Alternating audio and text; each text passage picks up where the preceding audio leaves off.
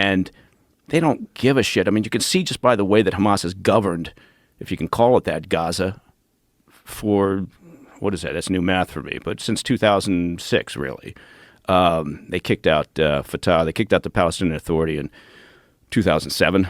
So you can tell by the fact that they've done nothing to improve the lives of Palestinians. They don't give a shit about Palestinians, right? That's not their point. Their point is the extermination of Israel, because their overlord in the Iranian regime, that's their purpose in life too. So it's, I hate to start off on a really, really, cynical rant, but they know, because they're clever. They've got a good public relations group, if you want to call it that. They understand how international media works.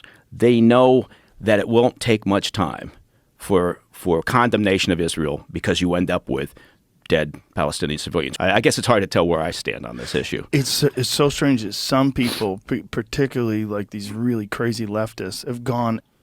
I've seen that. You had staffers in the UN's refugee office. Again, keep it in perspective, not a lot of them. Maybe in private they were, but you had some staffers celebrating openly, right, through social media about what happened on the 7th of October, right? You've got, college campuses filled with useful idiots who are happy to, spout the Hamas narrative. And you've got protests in the streets, and some people, earnestly, hoping for a better situation for Palestine.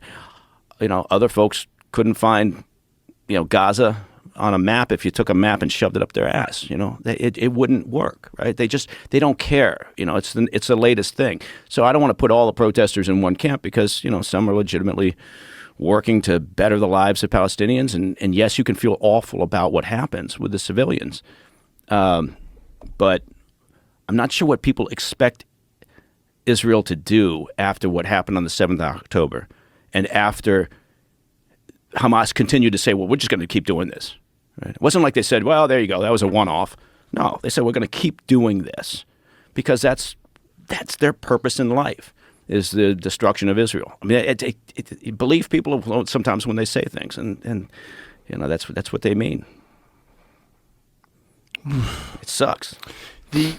That's something that people need to understand, that they are embedding these troops, and they're embedding these weapon stockpiles and all these different things in civilian infrastructure. Yeah, there was a lot of, there has been a lot of skepticism about that. And people saying, no, that's Israel's excuse for targeting civilians. And now we're getting some pretty good evidence that that's not the case. Isn't a lot of that stuff blown up underneath? They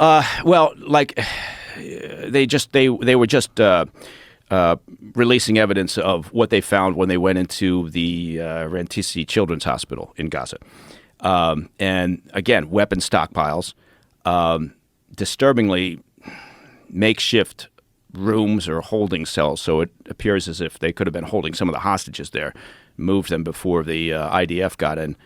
But they've done the same with Al-Shifa. They've gone into this, and that's a large hospital compound. And they have been saying for years that they use Al-Shifa as essentially the command central point for the military structure there for Hamas, and also for weapon stockpiles. You can't be more cynical as an organization like Hamas than to be storing ammunition and weapons underneath a children's hospital, as an example. I think the best thing that can happen, sounds weird to say that in a situation like this, but yeah, Israel needs to be very transparent. They need to provide as much evidence of this to try to shift that narrative. At least the people who aren't rabid about this, but have kind of jumped on the Free Palestine bandwagon because they like to feel righteous, right? So at least some of those people you can shift off of that narrative by providing evidence, by being transparent. So, hopefully that's what the IDF does. The U.S. has come out and said, look, we back up that intelligence. We have independent corroboration that they've been using Al-Shifa and other hospitals. Hamas has, for their personnel, for their stockpiles. The reality is it's not going to change much of the narrative. I've been surprised by apparently how many anti-Semitic bigots were just like in the shadows waiting for an opportunity to jump out. Crazy, right? Yeah. The open anti-Semitism online is so shocking. People chanting in the streets, "Death to the Jews!" Like what? Yeah, from a variety of quarters. Yeah, in 2023. Yeah, and you know, I guess it's naive to think that maybe we didn't have that problem anymore, but Jewish there. people have always been saying it, and a lot of people have been saying, "Oh, you guys are exaggerating." Yeah, and now I guess everybody has to shut the fuck up about that. It's like it's not. Not only were they not exaggerating, they were kind of underplaying it. Yeah, I think they were definitely underplaying it, but I think that if you look at what's happening here in America, right? There's layers to it, right? You get what's her name? Rashida Tlaib, the Palestinian American in Congress, and she's a member of whatever they call it, the Squad, and so she comes out and she's not, she's fairly rabid, right? Meaning what she's saying about it is not particularly eloquent, right? And so she gets censured because she's just like out there spouting almost what appears to be pro-Hamas or making some sort of equivalency, right? Saying, well, she tweeted the incorrect story. Yes. About the bombing of the hospital being the responsibility of Israel, and it wasn't. That's actually that's a great point, because the attacks took place 7 October, and then a few days after there was that explosion at the hospital, and not only Rashida Tlaib, but the New York Times, major news outlets took the word of Hamas, the group that had just days before conducted this awful slaughter, right?